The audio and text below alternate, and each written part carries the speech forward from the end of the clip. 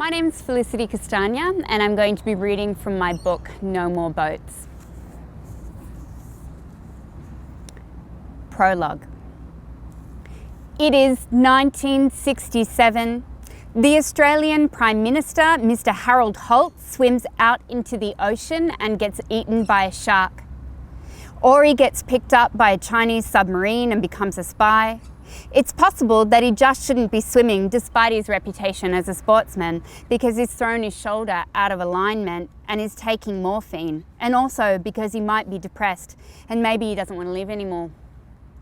Others say he is murdered because he opposes building military bases at Pine Gap, or because he relaxed the White Australia policy so that the Asians can invade. It could also be because the oceans around Australia are rough places where boats are known to fall apart and people get caught in rips they can't see, and the people and the boats just disappear and no one knows why, or sometimes they do know, but no one wants to talk about what really happens out there. Not really anyway. It is the day after Harold Holt has disappeared and Antonio Martone is standing in his new home. He is not yet the Antonio Martone, who becomes so famous for a brief moment in history when his own existential crisis coincides with that of a nation that can't decide whether to let in a Norwegian container ship named the MV Tampa and its cargo of 438 human beings who'd almost disappeared into the ocean like Harold Holt. For that brief moment between the unwanted ship sitting out there off the coast and the planes colliding into twin towers in another country, Antonio is everywhere, holding that gun that may or may not have been his. He's staring blankly out of everyone's television sets and out of the copies of the Daily Telegraph you always find discarded next to you on the train seat. For now, though, he is just Antonio, and he's standing here thinking about how the future has finally picked its way out of his head and materialized in front of him. He lays his body down in the middle of the living room and thinks about what he has built. His house is on a 1-acre block, big enough for a market garden out the back. He will grow olives and bergamots like his father did. This is what he has dragged out of the raw earth that had been here, just a dry tangle of paddock on the only hill in town, a place of small, brown, nondescript birds. The house is east-facing. His wife's body casts a long shadow over him as she walks through the door. Antonio, Rose says, looking at him lying there on the floor, "I think you love this house more than me." She walks towards him, bringing her soapy smell, the soft clicking of herself. She rubs her belly, hoping she will be pregnant soon. If it is a girl, they will name her Claire. If it is a boy, Francis.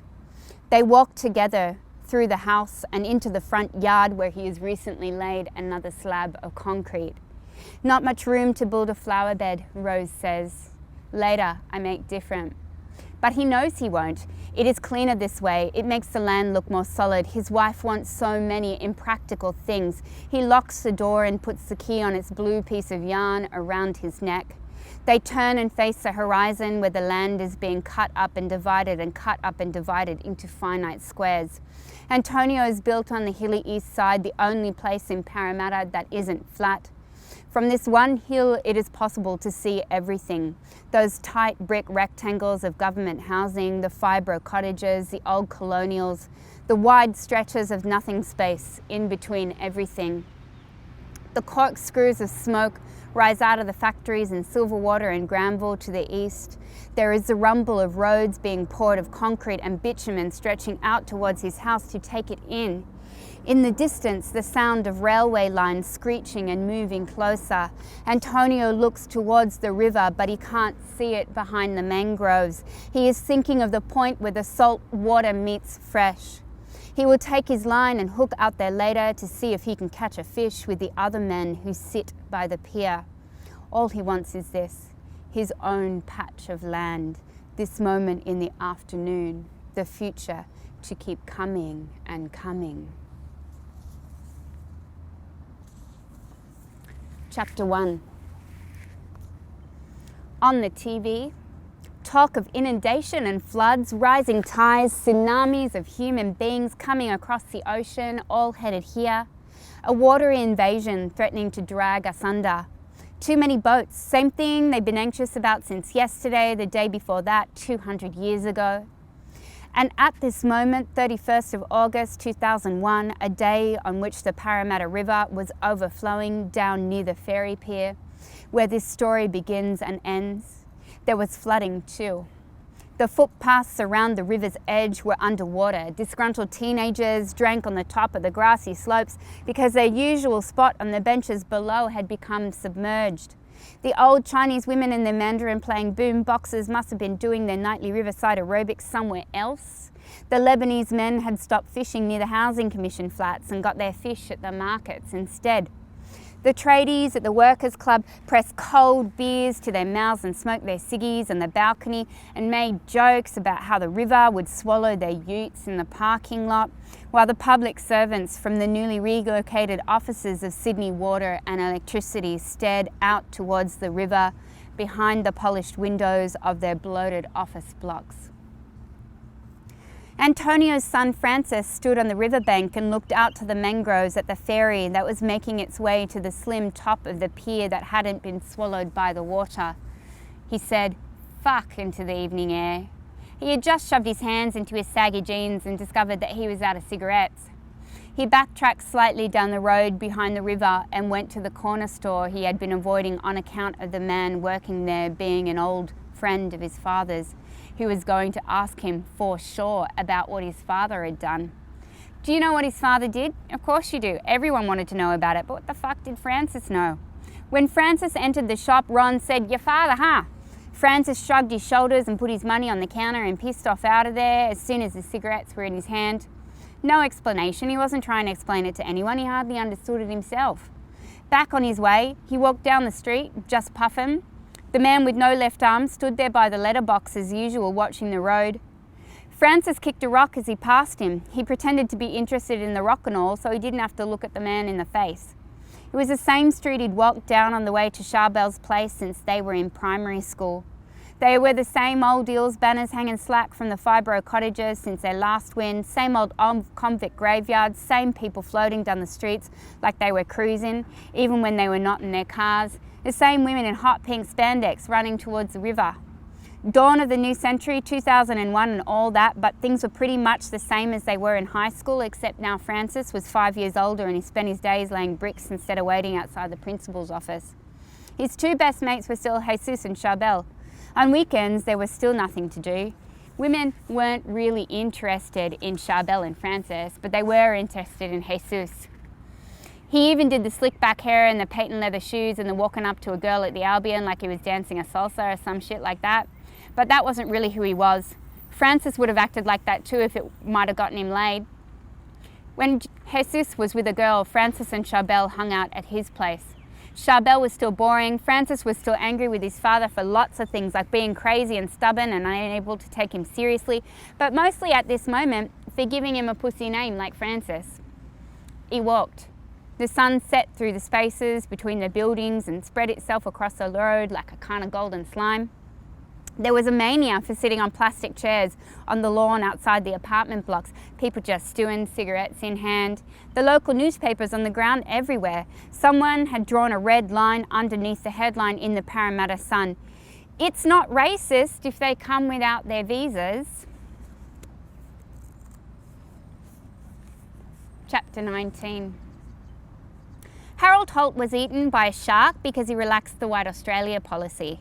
The bloke with the shaved head sitting across from Antonio at a busted up kitchen table in an old terrace in Tempe was explaining this to the others.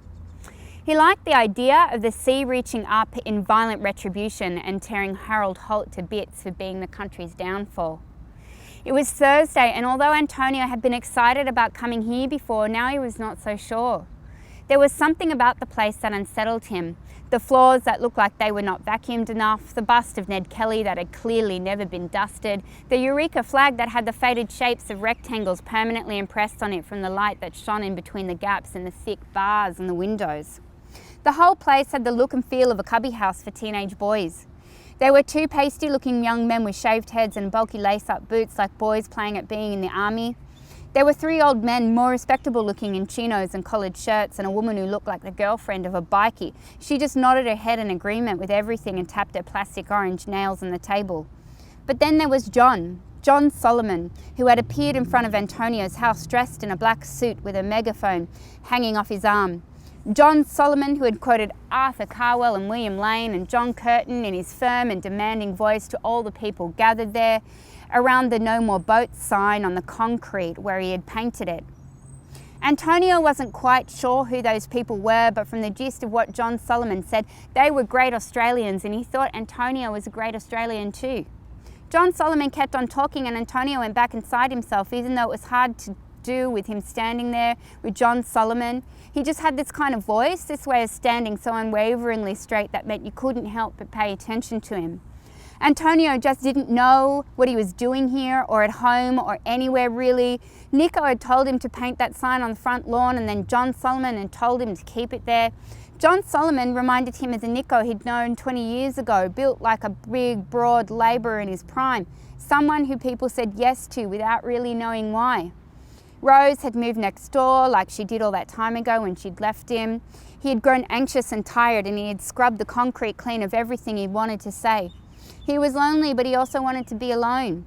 When he saw all these people on his front lawn in his space, all he could do was take one of those pills the doctor had given him with a whiskey and go back to bed until he woke up at some unidentifiable time of the night or the day, and it was still too noisy, but at least there was John Solomon, and he was helping him make sense of everything. And because of all this, Antonio was wearing his blue suit, the one he wore when he wanted people to take him seriously. And because he wanted to show that he was a serious man, he had armoured himself with the feeling that no one really took him seriously. He'd armoured himself against that with a double-breasted jacket and pants that had a sharp crease down the middle. John Solomon was also wearing a suit. He always wore one. He had a serious face, never smiled, spoke slowly, articulated every word, hung carefully off the vowel sounds so that when he said elite lefties, it came out sounding like elite lefties. He had a plump, tan, white, earnest face to match his white hair, and he had the body of a giant rectangular box. He was vain of his voice, had been a debating champion and a too smart for his own good public nuisance who had grown up in a small town somewhere in the far west of the state. His family were some sort of small business owners. What business they were in, John didn't specify to Antonio, but he was fond of saying that they were hard-working, ordinary people.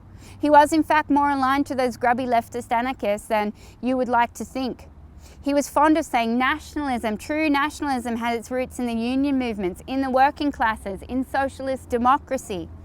Antonio was getting to know a lot about John. Yes, John Solomon liked to talk, and he liked the sound of his own voice a little bit too much for Antonio's liking. But he knew a lot of things, and there was stuff going on here that Antonio wanted to understand. When some young thug in a black anarchist shirt had tried to climb through Antonio's window, John Solomon had pulled him out by his legs just like that, like this young guy was nothing.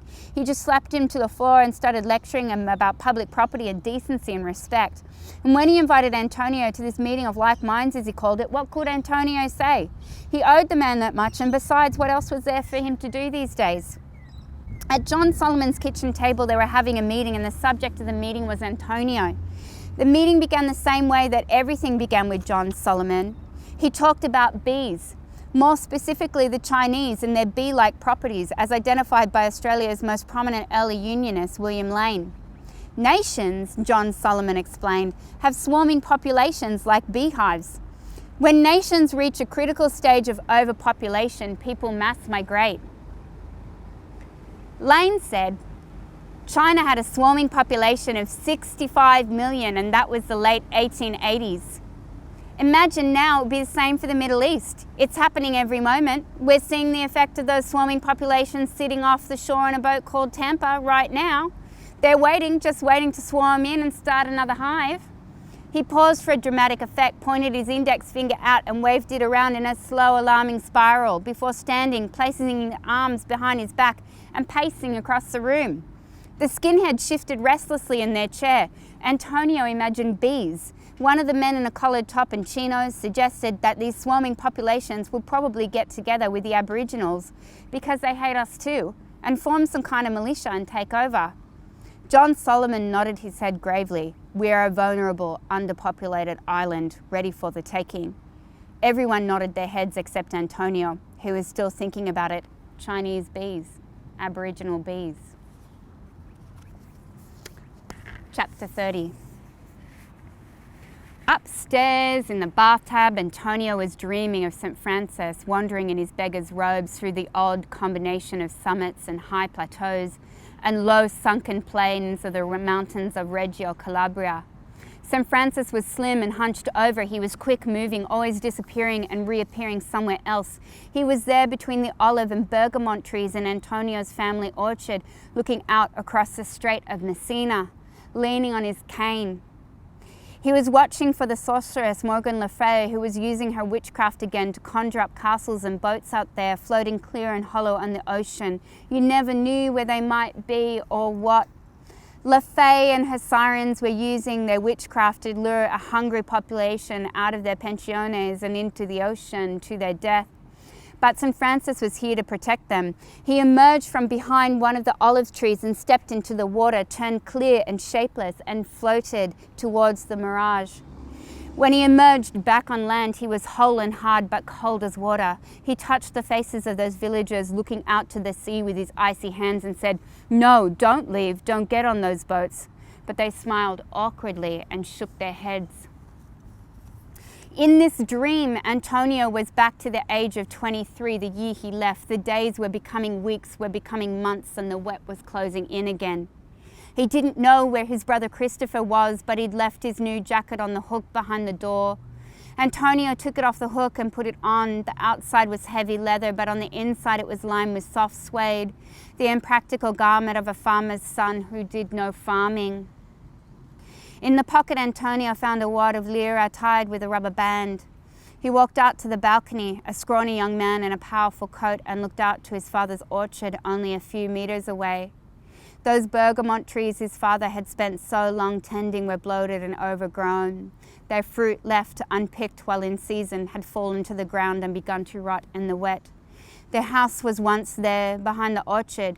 The houses of their neighbours were once there before the last floods had sent them crashing down the mountain. Everyone had travelled north. Many got on boats and travelled even further than that, out across the sea. He dreamt of rain. He dreamt he was back inside the apartment, packing a bag with the impractical objects of someone who had nothing. A picture of his father, a statue of St. Francis, a tin of coffee. Antonio left his home in August 1961. It was the Calabrian in him. All those years of staring at water.